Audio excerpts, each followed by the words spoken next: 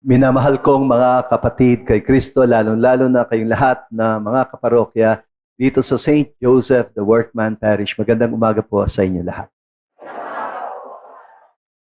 Maraming salamat, Father Abet Caballero, Parish Priest ng St. Joseph the Workman Parish, sa pag-anyaya sa akin na bilang inyong obispo na makapamuno sa pagdiriwang na ito ng banal na misa sa okasyon ng inyong ikatatlong dekadang anibersaryo.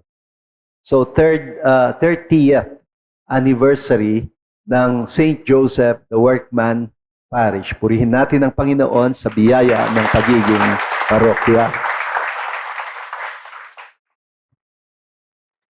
Alam naman po ninyo na pinagdiriwang natin ngayon ang World Day for Grandparents and the Elderly. Ano nga ba sa Tagalog ang elderly? Mga nakatatanda. Kaya ako nagtataka kung bakit ba ina-associate natin o iniuugnay ang pagiging matanda sa pagiging ulyanin o makakalimutin. Gayong ang eksaktong kabaligtaran nito ang ibig sabihin ng nakatatanda. Nakatatanda, ibig sabihin natatandaan, hindi nakakalimutan, hindi ka malilimutin. Ang nakatatanda ay marami ng karanasang pinagdaanan. Kaya mas maraming natatandaan. Sa totoo lang, ang mga bata ang malilimutin. Kasi konti lang ang karanasan. No? So, ito yung gusto kong tutukan natin ng pansin sa ating reflection ngayong umaga. Ang ugat na salita sa nakatatanda ay yung tanda. At alam naman natin, ang ibig sabihin ng tanda o palatandaan. Medyo na-disappoint lang ako ng kaunti dito sa translation nitong ating ebanghelyong narinig. Kasi dun sa may dulo ay sinabi dito nang makita ng mga tao ang kababalaghan. Kababalaghan. Parang hindi ganoon ang salita na tinutukoy ni San Juan dito. Palatandaan, hindi kababalaghan. Ang ugat na salita, tanda, ay may kinalaman sa anumang bagay na pwedeng gumabay sa naglalakbay para hindi siya maligaw. Lahat ng tao sa mundo gumagawa ng mga palatandaan. Mga signages, ang katerba, ang mga signages, mga tanda sa mga kalsada. Marami dito'y mga babala. Pedestrian crossing. Ang iba, hindi nila mabasa, pedsing na nakasulat. Tinatanong tuloy, sino ba yung pedsing na yon? Pedestrian crossing. Yun ang ibig sabihin nun. O kung minsan, railroad crossing. No U-turn, no left turn. Dead end, one way. Entrance. Kung entrance yan, huwag kang lalabas dyan. Saan ka lalabas? Sa exit. Kung naiintindihan mo ang signages. Pag hindi mo binasang mabuti ang mga palatandaan, sa pagtawid mo sa kalsada, pwede kang masagasaan. At pwede mo itong ikamatay. Kaya, delikado pala ang hindi marunong bumasa ng palatandaan. Nakamamatay. Sa usaping ito, nasabi ko na sa inyo, nakakaiba si St. John sa lahat ng mga evangelists. Kasi hindi milagro o hindi himala ang tawag niya dito sa kwento ng pagpapakain ng 5,000 katao. Hindi ginagamit ni minsan ni St. John ang salitang himala.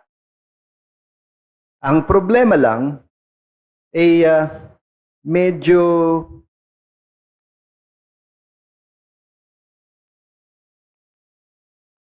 ang ginagamit niya ay hindi himala kundi palatandaan. Ibig sabihin, isang bagay na may tinuturo. Ang problema, kung minsan, napakalinaw na ng palatandaan at napakalinaw din ng tinuturo nito. Pero hindi pa rin magets. Hindi pa rin makuha ng iba ang ipinahihiwatig nito. O kung minsan talagang matigas lang ang ulo ng tao. Pag sinabing no jaywalking, ibig sabihin bawal kang tumawid dyan. Pero minsan, iisnabin ng tao ang palatandaan kasi matigas ang ulo. Naintindihan ba niya yung tanda? Oo. Pero kahit naintindihan niya yung tanda, ayaw niyang sumunod. Siya pa rin ang masusunod ang gusto. At kapag siya'y nasagasaan, mamaya naghahanap ng susumbatan, ng ibiblame sa nangyaring aksidente. So minsan, malinaw ang tanda, pero hindi naintindihan ang pahiwatig nito. Katulad ng sinasabi ng Ebanghelyo doon sa may dulo ng kwentong narinig natin. Ayon sa kwento, sa sobrang pagkamangha ng mga tao sa nangyaring pagpapakain ng 5,000 katao, aba, alam niyo ba ang gusto nilang gawin kay Jesus? Narinig ninyo, di ba? Gusto daw siyang gawing hari. Gusto nilang gawin siyang pabrika ng tinapay at isda. Nakatikim sila kasi ng libreng pagkain. Abay, kung hinohokus-pokus mo lang yung pagkain, yung wala, biglang dumadami, siguro ikaw na lang maging hari namin. Sino bang ayaw sa libreng pagkain? Kung kaya mong pakainin at busugin ang 5,000 katao, na ang gamit ay 5 tinapay lamang at 2 isda, mabuti siguro ikaw na ang maging pinuno namin para malutas na ang lahat ng problema ng gutom at kahirapan sa mundo. Minsan ganyan mag-isip ang tao. Bakit?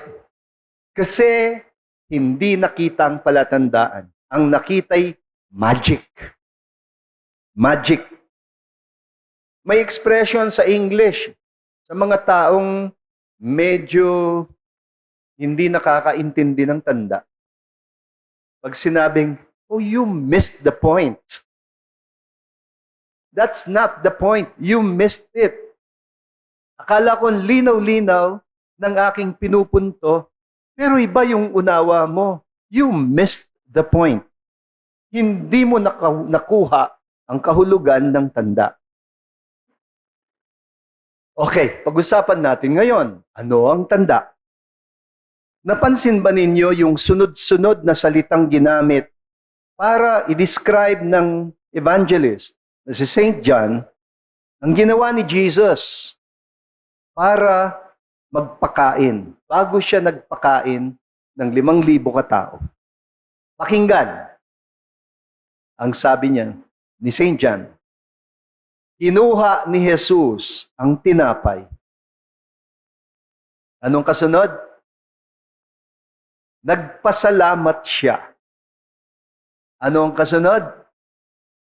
Hinati-hati niya. Anong kasunod? Ibinigay niya sa mga alagad para ipakain. Saan nyo naririnig yon? Sa misa. Kaya, ang Eucharistia, yan ang pangunahing palatandaan para sa ating lahat. Pag di mo na-gets yan, maliligaw ka talaga. So yung ginawa ni Jesus sa tinapay, ginawa rin niya sa 2 isda. Kaya siguro higit pa sa tanda ang turing natin sa Eucharistia. Ito'y sakramento. Hindi lang siya tanda. Ito'y hindi lang isang tandang epektibo, kundi isang tanda na hindi lang nagtuturo, kundi nagpapaganap doon sa kanyang tinuturo. A sign that effects what it signifies. Siguro, ngayon, nabalitaan na ninyo na ginawa na namang katatawanan tayong mga Katoliko doon sa Paris Olympics. Nagba-viral ngayon sa social media.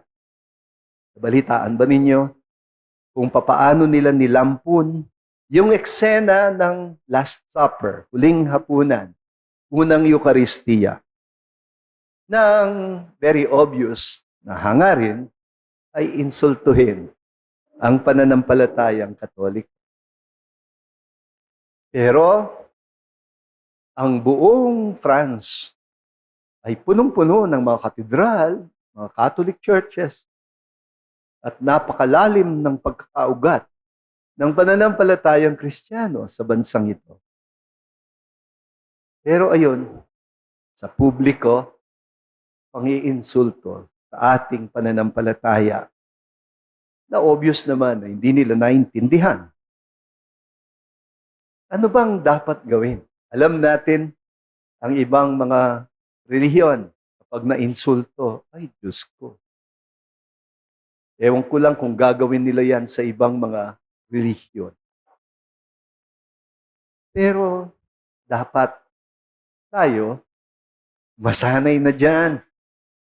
Kahit tayo nasasaktan, kahit tayo naiinsulto, nilalawak-lawakan natin ang ating pag-unawa sa mga taong makikitid ang pag-unawa. Hindi nila naiintindihan. Kaya nga, di ba, kahit ang Panginoon nakabayubay na siya sa krus, pinatatawad pa rin niya yung mga naiinsulto sa kanya. Ang sabi niya, Ama ko, patawarin mo sila, sapagkat hindi nila nalalaman ang kanilang ginagawa. Kasi wala namang likas na masamang tao dito sa mundo. Pero lahat ng taong likas na mabuti ay pwedeng makagawa ng masama. Dinidistinguish natin yung person sa action. Namumuhi tayo sa masamang gawain, pero huwag nating kamumuhian kailanman ang ating kapwa-tao. Anumang masama ang pwede niyang magawa. Pero kahit nasisindak tayo sa pangiinsulto, sanay na tayo dyan. Sanay na tayong pagtawanan ng mga hindi marunong umintindi sa ating mga palatandaan. Simula pa lang ng Kristyanismo, inakusahan ng mga Kristiyano na mga kanibal.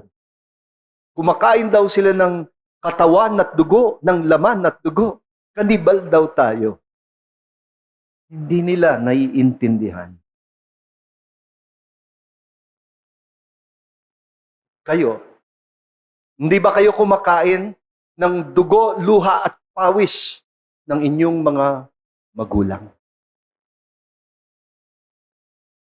Pagbata ka pa, akala mo kanin at ulang lang ang pinakakain sa'yo. Kapag tumanda-tanda ka na at natuklasan mong ang hirap maghanap buhay, na yung pera hindi pinupulot sa kalsada, kapag ikaw ay nag-asawa at nagkaanak na, at kumayod ka na rin, tsaka mo malalaman na yung pinakain sa'yo ay hindi lang kanin at ulam, kundi dugo, luha, pawis, laman, dugo ng iyong mga magulang. Hindi literal yan, matalinghagang usap yan. Masyado na lang bobo yung hindi makaintindi nung ganyan. Pero marami ding bobo dito sa mundo. Pagpapasensyahan natin. So, hindi na bago sa atin ang insultuhin tayo. May mga taong ang tingin nila sa misa'y magic. Akala nila magic ang ginagawa ng pari.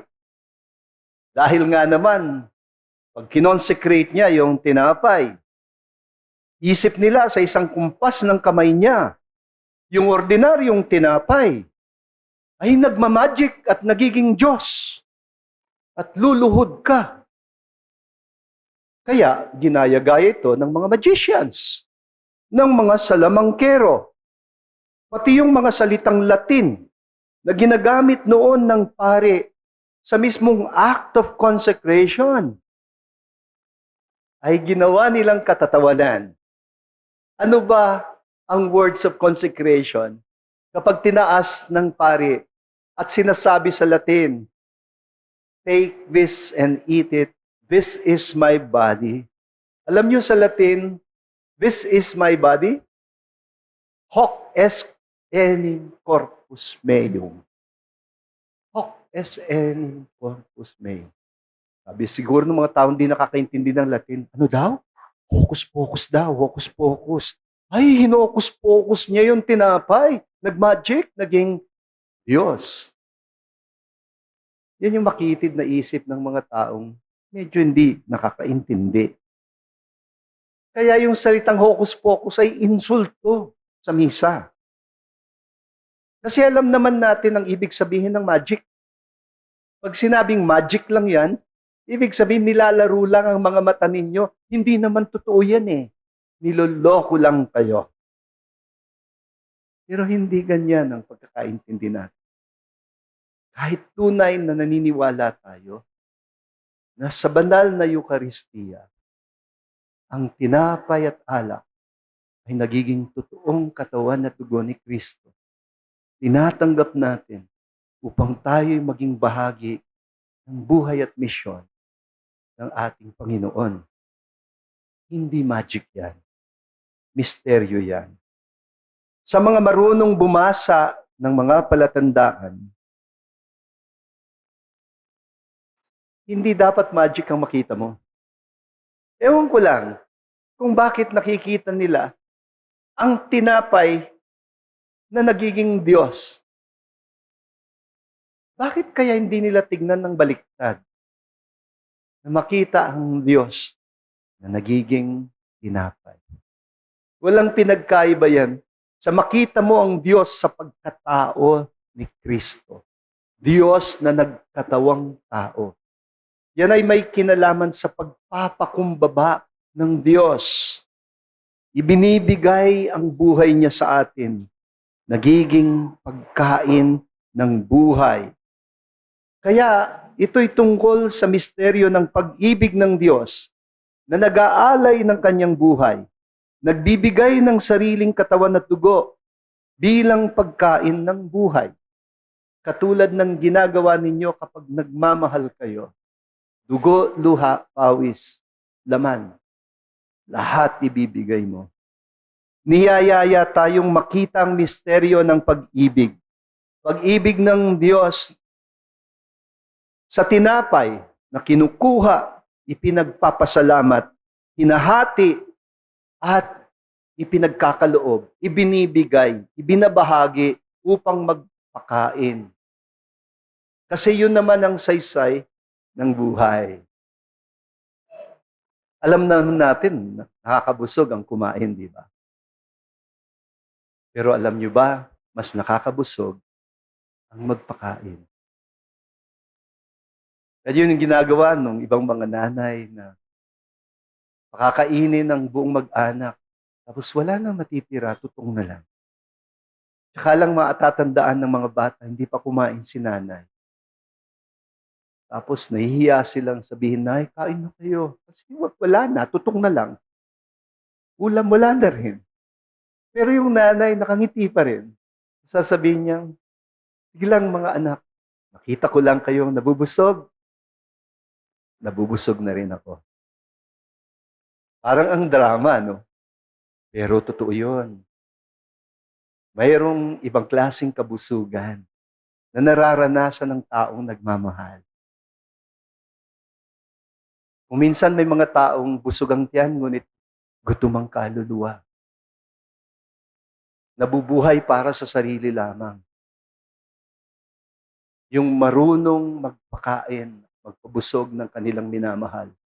Alam nila ang palatandaan. Ang susi sa tinatawag na milagro ng pagpapakain ng 5,000 katao ay hindi naman magic. May susi. Ang susi ay 5 tinapay at 2 isda. At napaka-specific pa. 5 tinapay na cebada at 2 isda at galing sa isang bata. Alay to, alay. Alay ng dukha. Bakit sinabi kong alay ng dukha? Kasi binanggit kung ano ang ginamit para gawin yung tinapay, cebada. Ano ang normal na ginagamit? Pag nagbe-bake ka ng tinapay, harina. Harina na galing sa trigo. Ano ba ang cebada? Ang cebada, yun ang barley. At kasabihan ng mga Hudyo, sobrang dukha ka na lang, sobra na lang ng hirap ng buhay mo para kumain ka ng cebada dahil pagkain ng kabayo yan. Sa mga hayop lang pinakakain yan. Pero sa mga dukha, anong hayop? Nakakabusog naman eh. Alam nyo ba? Merong mga region sa Pilipinas, hindi nila ma-afford ang kanin na gawa sa bigas. Kaya ang replacement nila, yung mas mura. Kanin na gawa sa mais. Nakakain na ba kayo ng kaning mais? Masarap din, di ba? Oh, pero yung iba, nako, iisnabing ka na. Nako, puri yata yung neighbor natin kasi hindi sila kumakain ng dinorado. Ang kinakain mais. Ganyan din ang mga dukha nung panahon ng Panginoong Hesukristo. Ang 5 tinapay na alay ng bata ay pagkaing mahirap. At yun, ang alay ng dukha, ang naging tanda ng Eukaristiya. Tanda ng kagandahang loob, ng kahandaan na magbahagi kahit mula sa pangangailangan. Alam naman namin, ang bumubuhay sa simbahan ay ang mga nakararami na dukha. Kung minsan mayroon kang donors, yun, magbibigay ng libo-libo. Pero minsanan lang. Pero yung dukha, yung 20-20, madalas yan. Galing sa pangangailangan. Minsan, baka magkandara pa na kami doon sa libo-libo. Delikado yan. Sa mata ng Diyos, pag tinimbang niya yung 20 ng dukha at 1,000 ng mayaman, mas mabigat ang 20 ng dukha. Hindi mo siya makukuha sa halaga. Hindi lahat ng 1,000 ay mahalaga. Malay ko kung galing sa nakaw yan. Di ba? Pero kahit 20 lang yan, kung pinagpaguran niya ng lipak na kamay, kung yan ay galing sa disenteng gawain ng tao, mabigat yan sa mata ng Diyos. Yun ang tanda. Ang tanda ng kagandahang loob kahit sa gitna ng pangangailangan. Hindi ho ba naging susi rin ito ng naging malaganap na community pantries nung nakaranas tayo ng pandemya? Mayroong isang babae ng pangalan Patreng. Sinimulan niya dun sa kanila. Naglagay lang siya ng tanda. Naglagay lang siya ng signage, ng mensahe. Ganito ang signage. Kumuha ayon sa pangangailangan, magbigay ayon sa kakayahan. Ang simple-simpleng message, di ba? Pero ang linaw ng mensahe. Kung ikaw nakapila na at balak mong kunin lahat yan dahil wala namang magbabantay, itatanong mo sa sarili mo, baka mayroong ibang mas nangangailangan nito. Alangan namang uubusin ko at wala nang matira doon sa mas nangangailangan. At kahit nangangailangan ako, meron pa rin akong may bibigay ayon sa aking kakayahan. Totoo naman, di ba, kahit ang pinakadukha, meron pa rin may bibigay yan. Huwag mo itong mamaliitin. Kung sinabi ng ako, nung sabihin ni San Andres, no, merong isang bata dito na merong 5 tinapay na cebada. 5 tinapay na cebada lang. Parang sinasabi sa Panginoon, sino bang kakain ng tinapay na yan? Bumili na lang tayo ng mas disenteng tinapay. Pero hindi. Sa Panginoon, mahalaga yung alay ng dukha. Kasi galing sa kagandahang loob. Kahit meron tayong pangangailangan, alam natin, laging mayroong taong mas higit ang pangangailangan sa atin. Merong kasabihan sa English, generosity breeds generosity. Kung ang pagiging mapagbigay ay nakakahawa, minsan ang pagiging madamot ay nakakahawa din. Kaya delikado yung mga madamot. Very contagious yan. Lalo na, kunyari, ba't kayo mag-aalay dyan sa misa? Naku, payayamanin nyo lang yung pare. Akala mo, mabubuhay ang parokya nung walang alay. May accounting po tayo. Kapag kayo naghulog sa kolekta, hindi yan sa aming bulsa pupunta, kundi doon sa pondo ng parokya, sa mga gawain ng parokya. At maraming gawain ng parokya.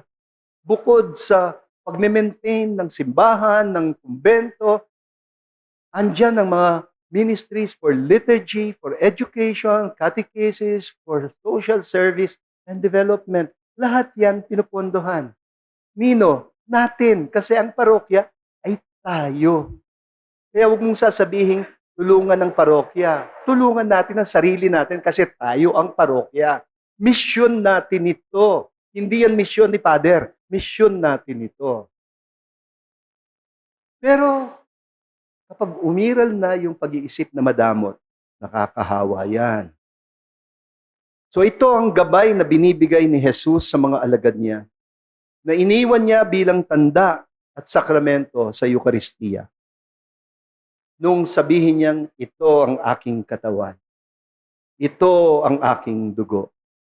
Tandaan ng totoong susi ng milagro ng pagpaparami. Ang pagiging handang maging katulad ng tinapay. Handang mahati, makain, maubos, hanggang wala nang maiwan kundi mga pirasong tira-tira. At nung mga mumu na lang ang natira, anong sinabi ng Panginoon? Pulutin, tipunin ang mga pirasong tira-tira. Pwede kang mag-react. Pwede mong sabihin, ay bakit? Importante pa sa kanya yung mga tira-tira. Ba't di na lang siya mag-magic ulit? Kung magic talaga ang isip mo, kung magic ang tingin mo sa nangyari, talagang walang kwenta sa'yo yung mga tira-tira. Pero sa Panginoon, kahit yung mumo ay mahalaga. Kahapon, nagmisa ako dun sa SM Grand Central, sa World Day for Grandparents and Elderly People. At nasabi ko doon, ang mga lolo't lola natin, walang pinagkaiba dito sa tinapay na tinutukoy sa Eucharistia. Talagang ganyan ang buhay Paubos. Kapag tumatanda ka, nauubos yung buhok mo. Dati makapal yan, nakakalbo ka na. Pag tumatanda ka, nauubos din ang ngipin mo. Nauubos ang lakas mo. Paubos. Okay lang na maubos kung nagbibigay ka. Yan naman ang kwento ng buhay. Hanggang sang wala nang matira, kundi mga mumo. Pero ito ang tatandaan ninyo, Sa Panginoon, sagrado ang mga mumo. At ang mga lolo't lola natin ay mga dakilang mumo. Mga tira-tira na lang. Pero sila'y tanda ng buhay na waldas, bigay todo. Hindi takot maubos, hindi maramot. Kung minsan, pati pension money nila, pati pang maintenance nila, minsan, ibibigay pa rin sa apo na hindi makapasok dahil walang pangmatrikula. Di po ba? Ang iba sa inyo, ang tatanda na, nagbe-babysit pa o gumagampan ng gawain ng katulong sa bahay. Bakit? Hindi ka naman nagpapaalitin. Kasi yun ang buhay sa'yo. Magbigay, magmahal. Kahit yun na lang, konting natitira, ibibigay mo pa. Yan ang inilalarawan na kaharian ng Diyos. Madalas nilang ilarawan ang kaharian ng Diyos bilang kainan na may saganang pagkain sa mesa. Pero ako, sa tingin ko, ang mesa sa langit, ang pagkain sa mesa, ay mga dakilang tira-tira. Yung pinapulot ng Panginoon sa kanyang mga anghel at iniuwi sa kanyang kaharian, inihain sa kanyang mesa dahil saksi sila at patotoo ng kagandahang loob ng Diyos.